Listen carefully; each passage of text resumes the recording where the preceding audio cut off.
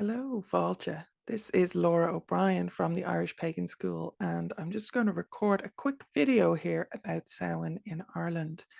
So this appeared on my blog in 2016, if you believe it.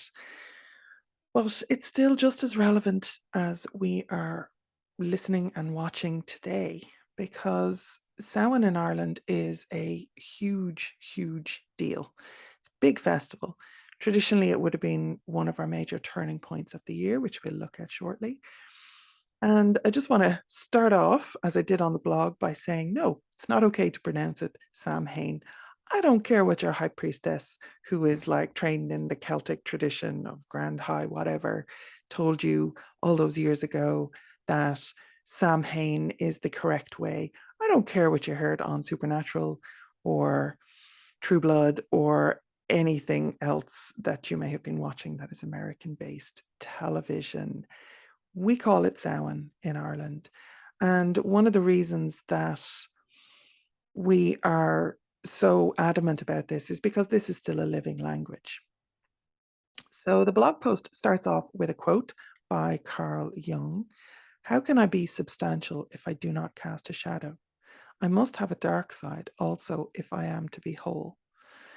And this to me is very relevant to this whole season. I do a dark moon to dark moon devotional for the Morrigan every year, which if you want to see a video on that, comment below and I will see if I can get that one going. In Irish Gaeilge, it is pronounced Samhain, as I said, with sow as in female pig. It is a word that has huge cultural and historical foundation, as well as a place in modern spoken Irish language as the calendar word for the month of November. Again, living language. You don't get to just take someone else's heritage and language and change the pronunciation because it's how you've always said it. Please don't do that. Out of all the pagan festivals, this one is most specifically rooted in Irish traditions and is perhaps the most bastardized by modern culture around Halloween. So if I do come across as grumpy in this particular blog post and in this particular video, please forgive. As pagans, we can do better. So let's start by saying it right. And this does not count for Scottish pronunciation or any of the other Celtic cultural languages. Please know that I speak for and from an Irish perspective only. Celtic languages are not a homogenous blob, which can be all lumped in. I get a lot of pushback around Bealtaine because in Scotland they do say it Beltane, but if you are working within a so-called Celtic tradition, most often the Beltane pronunciation is actually an anglicized version because people can't say Bealtaine or don't want to say Bealtaine because it has too many vowels, as I was told one time. Imagine my head exploding as I heard that. Anyway, Samhain, which is where we're at now, Samhain time for me runs dark moon to dark moon. As most of you will know by now, the goddess I work for is kind of dark, known for it like. We see lots of quotes and comments around at this time of year about facing the darkness and coming through it to the light. And I get that, I do. Some of that is due to the turning of summer to winter, of course, but there's also a whole pile of crap about living in the light only, and that's not right. Why is darkness a bad thing? I live in the darkness. This is where the real magic happens, the formative creation. Can the light catch that first push from inside the seed? The first unseen growth always happens in the darkness. The plan is formed, the form is set, the energy is gathered. Samhain in Irish lore is the shifting time from summer into winter, from light into dark. Historically, it's the time of year that outside active summer work and chores change to inside passive winter work, planning and preparing, mending, doing, sitting by the fire, telling stories. Sav and Gav are the two words in Old Irish which denote summer and winter. The original seasonal shift going back to days when the hunter-gatherer people of Ireland changed from summer to winter camps as part of their annual tribal cycles. Before industry, before agriculture, before settlement, before farming, our ancestors were between their seasonal worlds at this time of the year. That time of change can be dangerous. While we move, before things settle into their new patterns, we can lose our way. Change is especially difficult for the vulnerable in a tribe. Old comforts and security lost. New spaces bring new dangers, seen and unseen. The old, the young, the sick, and the weak, all at risk as we shift and move towards settling down again. And when we are moving from light towards darkness, respect is due and care should be taken, for human form is somewhat fragile in body and mind. Between times, between places is the boundary, the liminal space that holds stronger magic. Magic is change, and change is inherent in between. So Samhain, from the oldest times in Ireland, is a dangerous, magical time. When we moved to agriculture, tough decisions had to be made with supplies set to dwindle during the winter on what animals would live and what would die. Perhaps even for the people in lean years, the best rations had to be set aside for the strongest to survive. So facing the dark year could mean facing your death.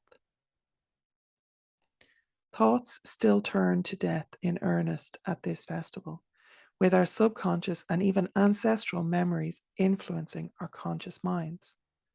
This naturally brings about memories of those who have already passed through the other world from this one. Many homes in Ireland still lay the dumb supper, the placement of one full meal on Samhain night, that is, the 31st, at the family's table. This usually consisted of a dinner in the evening with an empty chair available for any passing spirits who might drop in. The windows and doors are left unlocked all night by those who deem it safe to do so now.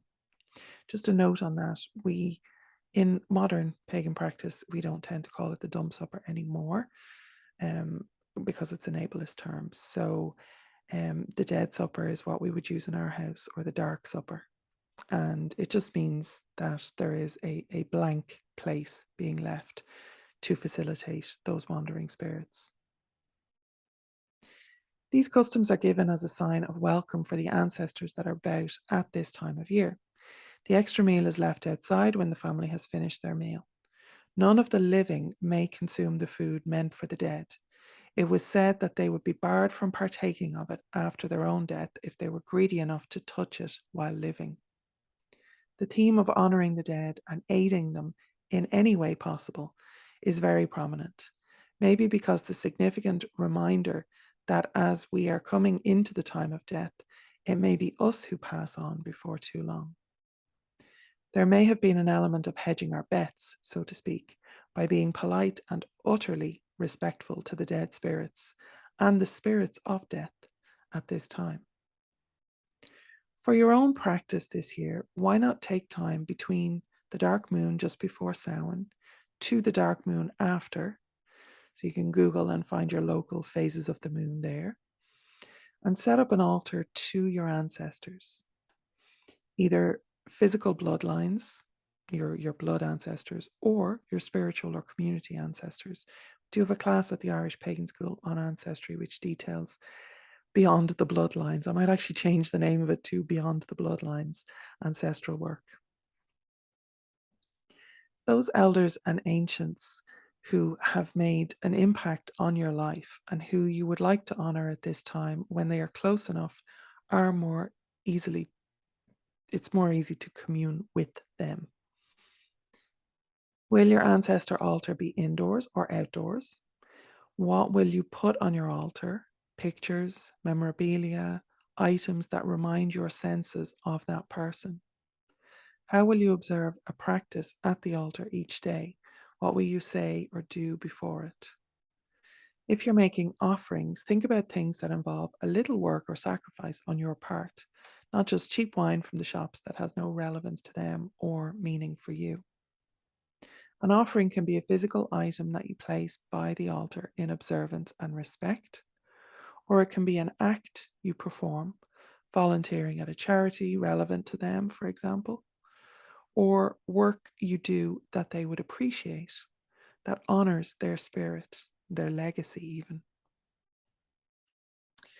So you can go into the Irish Pagan School community group on Facebook and maybe post about your altar or offering ideas and descriptions in the comments. Share your seasonal observances with the community for Samhain time. We would definitely love to hear from you in there. If you're not a member of that Facebook group, you just need to be enrolled at the school. You can do that through a free class, that's no problem. And just join the Irish Pagan School community group on Facebook. Okay, so slán go fóill, and I will see you in the next video.